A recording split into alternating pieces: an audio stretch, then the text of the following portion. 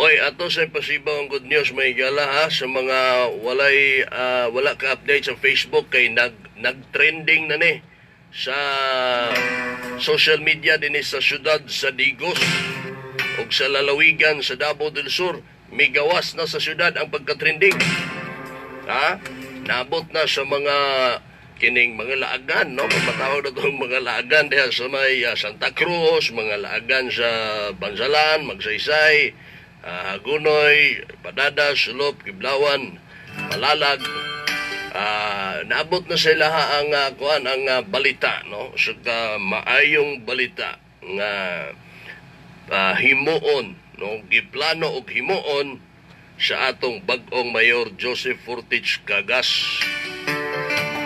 Wa mo kabalo unsa ni nag-trending naman ang video nga atong nabalita na post nato sa to social media. Siguro karon mikabat na sa 10,000 views. Atong isang adlaw lang nato nagibalita. Pero nakaabot na sa dalunggan, nakaabot na sa mga mata, nasayra na sa kapin na siguro kapin 9,000 o almost 10,000 ka mga tao dinhi sa lalawigan sa Davao del Sur ang nakahibaw sa maong maayo nga balita. Unsa man ang balita isay nagadto og Rojas Night Market sa Davao City. Isay nagadto. Wapo kay dito no. Di ba pangandoy na to nga unta naapoy nga na diri sa Digos. Di na mahimong imposible. Kay plano na ni Mayor Joseph Cagas ang kanang old terminal diha himuon ng night market nga susama sa Rojas dito sa Davao City. Diba? Sa dili ba angay na itong palagpakan na?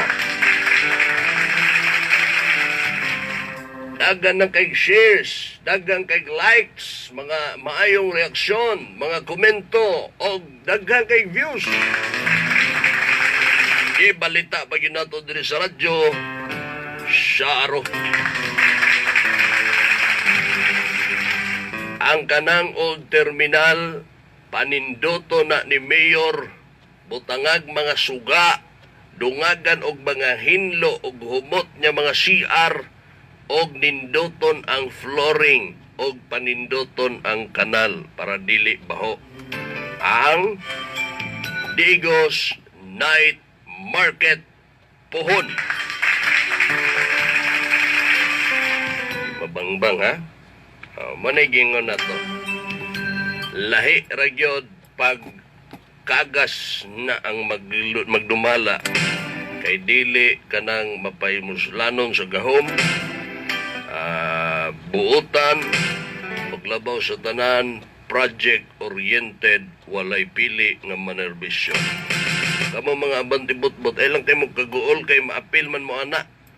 Magkabenepisyo mo sa kayuhan. Karon medyo luya mo ron. Pag eleksyon na pod, mura na pod mga kwanggol.